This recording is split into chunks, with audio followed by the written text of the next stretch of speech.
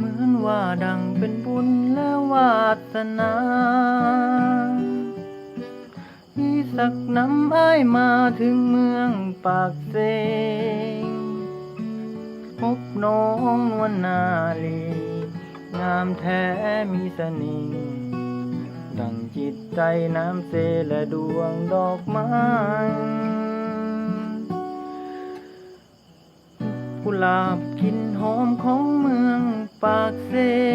งที่อ้ายหลงทุ่มเทฮักจนหมดใจน้องเจ้าจงสงสารหอบฮักบ้านมาให้จะถนอมขวัญใจบ่ให้เปลี่ยนสี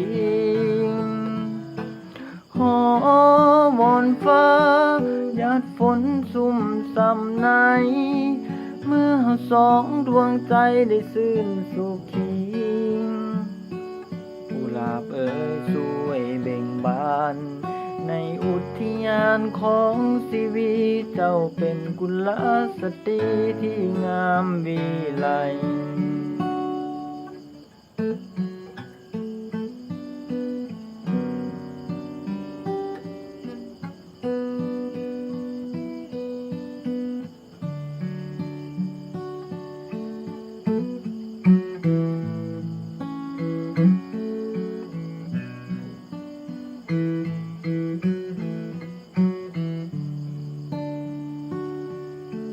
พบกุหลาบกลิ่นหอมของเมืองปากเซ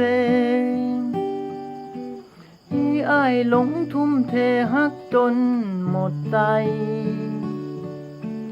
น้องเจ้าจงสงสาร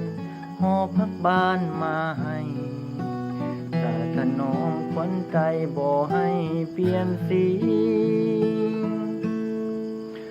ขอบนฟ้าหยาดฝนสุ่มส่ำใน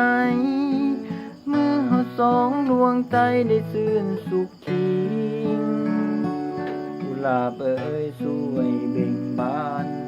ในอุทยานของชีวิตเจ้าเป็นกุลสตรีที่งามวิไลขอวอนฟ้าหยาดฝนสุ่มส่ำในเมื่อสองดวงใจได้ซื่นสุขีกุหลาบเอ่ยสวยเบ่งบานในอุทยานของชีวิตเจ้าเป็นกุลสตรีที่งามวิไล